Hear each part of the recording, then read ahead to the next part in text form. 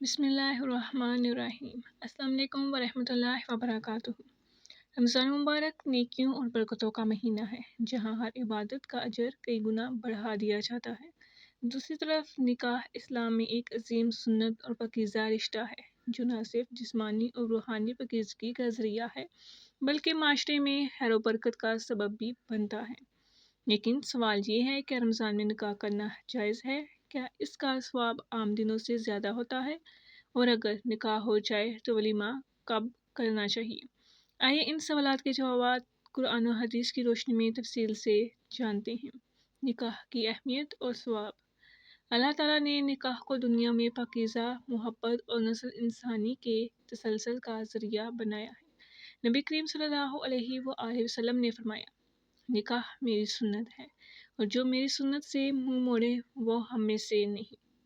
یہ واضح کرتا ہے کہ نکاح محض ایک رسم نہیں بلکہ عبادت ہے، جو اللہ اور اس کے رسول صلی اللہ علیہ وآلہ وسلم کے حکم کی پیروی ہے۔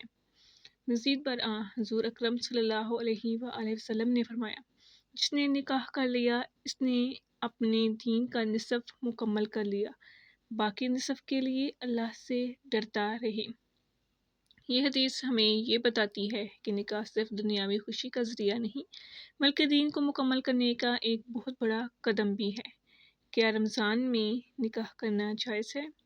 بعض لوگ یہ سمجھتے ہیں کہ رمضان میں نکاح نہیں کرنا چاہیے، لیکن حقیقت یہ ہے کہ اسلام میں کسی بھی مہینے میں نکاح کرنا جائز ہے۔ مشہور رمضان و قرآن و حدیث میں کہیں بھی رمضان میں نکاح کرنے کی ممانعت نہیں ملتی، بلکہ اگر کوئی گناہ میں پڑنے کے خطرے میں ہو تو اس کے لیے نکاح میں تاخیر کرنا مناسب نہیں۔ اللہ کے رسول صلی اللہ علیہ وآلہ وسلم نے فرمایا، جب تم میں سے کسی کو نکاح کا موقع ملے اور وہ استطاعت رکھتا ہو تو فوراً نکاح کرے، کیونکہ یہ نظر اور شرمگاہ کی حفاظت کا ذریعہ ہے۔ لہٰذا رمضان میں نکاح کرنا نہ صرف جائز ہے بلکہ باعث برکت بھی ہو سکتا ہے۔ رمضان میں نکاح کرنے کا ثواب کیوں زیادہ ہو سکتا ہے؟ رمضان میں نیکیوں کا اجر کئی گنا بڑھا دیا جاتا ہے۔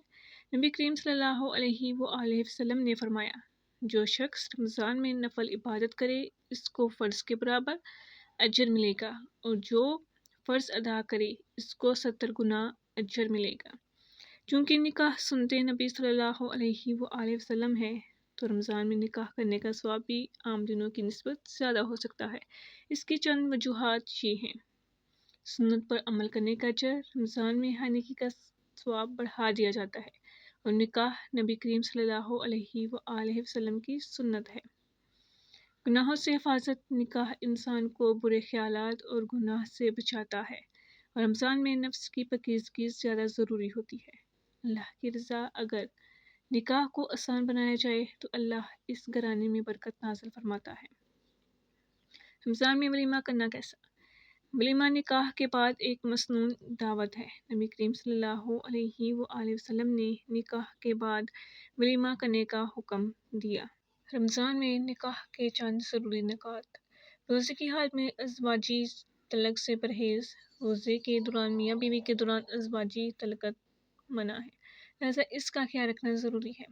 سادگی کو اپنانا۔ رمضان میں سادگی سے نکاح اور ولیمہ کرنا زیادہ برکت والا ہوگا، کیونکہ اسلام میں نکاح کو آسان بنانے کی تاکید کی گئی ہے۔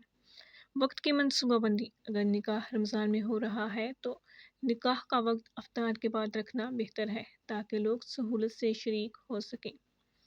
رمضان میں نکاح کرنا مکمل طور پر جائز اور باعث برکت ہے۔